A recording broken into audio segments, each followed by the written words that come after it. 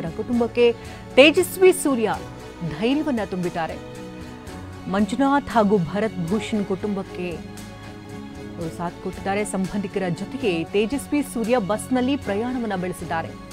ದೆಹಲಿ ಏರ್ಪೋರ್ಟ್ಗೆ ಬಂದಿಳಿದಂತಹ ಉಗ್ರರ ದಾಳಿಯ ಸಂತ್ರಸ್ತರ ಜೊತೆಗೆ ತೆರಳುತ್ತಾ ಇದ್ದಾರೆ. ಮೃತರ ಕುಟುಂಬಕ್ಕೆ ಧೈರ್ಯವನ್ನು ತುಂಬಿದ್ದಾರೆ ತೇಜಸ್ವಿ ಸೂರ್ಯ. ಮೃತದೇಹ ಹಾಗೆ ಸಂತ್ರಸ್ತರ ಕುಟುಂಬ ಸದಸ್ಯರು ದೆಹಲಿಯಲ್ಲಿ ಲ್ಯಾಂಡಿಂಗ್ ಆಗಿದ್ದಾರೆ. ಸಂತ್ರಸ್ತರ ಜೊತೆ ದೆಹಲಿಗೆ ನಿನ್ನೆ ಪಹಲ್ಗಾಮ್ನಲ್ಲಾದಂತಹ ಭಯೋತ್ಪಾದನಾ ದಾಳಿಯಲ್ಲಿ ಕರ್ನಾಟಕದಿಂದ 3 ಜನ ಮೃತಪಟ್ಟಿದ್ದಾರೆ. ನಿನ್ನೆ ಮಧ್ಯಾಹ್ನದಿಂದ ನಾನು ಕಾಶ್ಮೀರದಲ್ಲೇ ಇದ್ದೆ. ಒಂದು ಪಬ್ಲಿಕ್ ಅಕೌಂಟ್ಸ್ ಕಮಿಟಿ ಮೀಟಿಂಗ್ ನಡೀತಾ ಇತ್ತು. ಮೀಟಿಂಗ್ನ ಮಧ್ಯದಲ್ಲೇ ಗೊತ್ತಾಯಿತು ಈ ರೀತಿ ಅಟ್ಯಾಕ್ ಆಗಿದೆ ಅಂತ.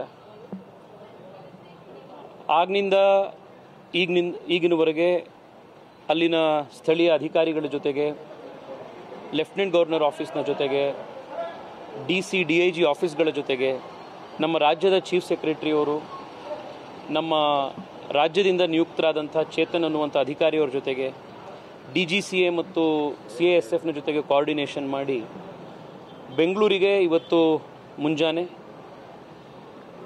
ಮೃತದೇಹಗಳು ಅವರ ಕುಟುಂಬ ಸಮೇತ ಸುರಕ್ಷಿತವಾಗಿ ಬರುವಂಥ ವ್ಯವಸ್ಥೆ ಕಲ್ಪಿಸಿದೆ. ನಾನು ಆ ಕುಟುಂಬದ ಜೊತೆಗೇನೆ ಶ್ರೀನಗರದಿಂದ ಬೆಂಗಳೂರಿಗೆ ಪ್ರಯಾಣ ಕೂಡ ಮಾಡಿದ್ದೀನಿ. ಮಧುಸೂದನ್ ಅಂತ ಯಾರು ತೀರ್ಕೊಂಡಿದ್ದಾರೆ ಅವರ ಮನೆಯವರ ಮನವಿಯ ಮೇರೆಗೆ ಮೃತದೇಹ ಚೆನ್ನೈಗೆ ನೇರವಾಗಿ ಶ್ರೀನಗರದಿಂದ ಹೋಗಿದೆ. ಭರತ್ ಭೂಷಣ್ ಅವರು ಮತ್ತು ಮಂಜುನಾಥ್ ಅವರ ಕುಟುಂಬ ಮತ್ತು ಅವರ ಪಾರ್ಥಿವ ಎರಡೂ ಬೆಂಗಳೂರಿಗೆ ಸುರಕ್ಷಿತವಾಗಿ ಬಂದು ತಲುಪಿದೆ.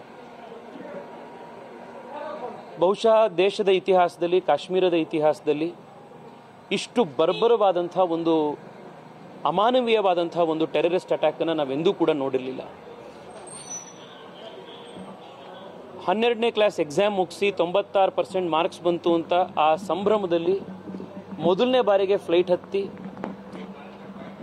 ಇಡೀ ಕುಟುಂಬ ಹೋಗದಂಥ ಮಂಜುನಾಥ್ ಅವರ ಕುಟುಂಬ 3 ವರ್ಷದ ಮಗುನ ಕಾಶ್ಮೀರ ತೋರಿಸ್ಬೇಕು ಅಂತ ಹೇಳಿ ಮನೆಯವ್ರ ಜೊತೆಗೆ ಕರ್ಕೊಂಡು ಹೋದಂಥ ಭರತ್ ಭೂಷಣ್ ಕುಟುಂಬ ಏನು ತಪ್ಪು ಮಾಡಿದ್ರು ಇವರು? ಇವ್ರಿಗೆ ಏನು ಅಂತ ಸಾಂತ್ವನ ಹೇಳ್ತೀವಿ? ಇವತ್ತು ಏರೋಪ್ಲೇನಲ್ಲಿ ಬರಬೇಕಾದ್ರೆ ಭರತ್ ಭೂಷಣ್ರ ಮಗು ಸುಮಾರು 3.5-4 ವರ್ಷ ಇರ್ಬೋದು. ಸಾವು ಅಂದ್ರೇನು ಅಂತ ಅರ್ಥ ಮಾಡ್ಕೊಳಕ್ಕಾಗ್ದಲೇ ಇರುವಂಥ ವಯಸ್ಸಿನ ಮಗು ಅದು. ಯಾವ ಏರ್ಪ್ಲೇನಲ್ಲಿ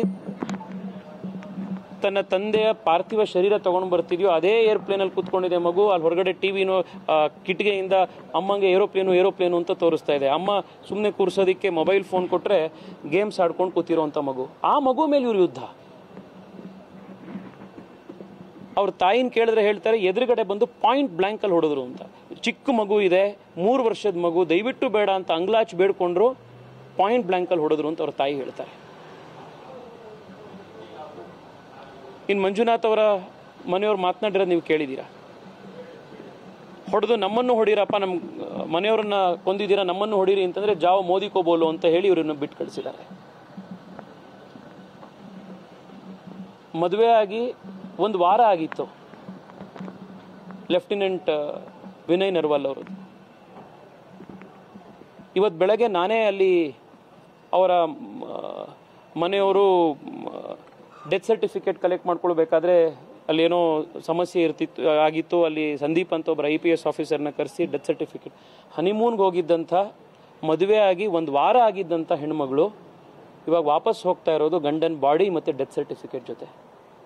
ಯಾರ ಮೇಲೆ ಯುದ್ಧ?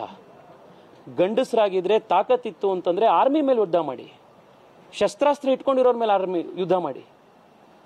ಪಿಕ್ನಿಕ್ಕಿಗೆ ಹೋಗಿರೋರಿಗೆ, ವೆಕೇಷನ್ಗೆ ಹೋಗಿರೋರಿಗೆ, ಯಾವುದೋ ಮರದ ಕೆಳಗಡೆ ಕೂತ್ಕೊಂಡು ಮ್ಯಾಗಿ ತಿಂತಾ ಇರೋರಿಗೆ, ಚಾಯ್ ಕುಡಿತಾ ಇರೋರಿಗೆ, ಮೋಮೋ ತಿಂತಾ ಇರೋಂಥ ಮಕ್ಕಳುಗಳ ಮೇಲೆ ಇವ್ರ ಮೇಲೆ ದಾಳಿ. ಇದು ಅತ್ಯಂತ ಅಮಾನವೀಯವಾದಂಥ ಒಂದು ಕೃತ್ಯ.